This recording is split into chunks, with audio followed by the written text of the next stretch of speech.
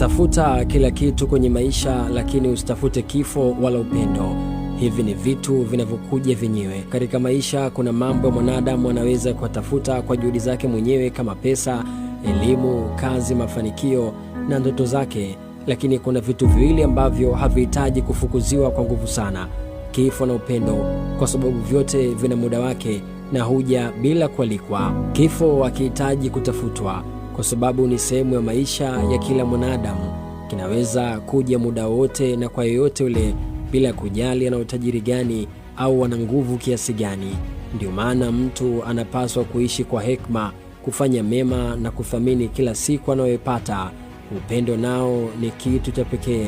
Mara nyingi watu wanateseka kwa kufukuzia sana, kulazimisha kupendwa au kulazimisha mahusiano yasiyo na amani.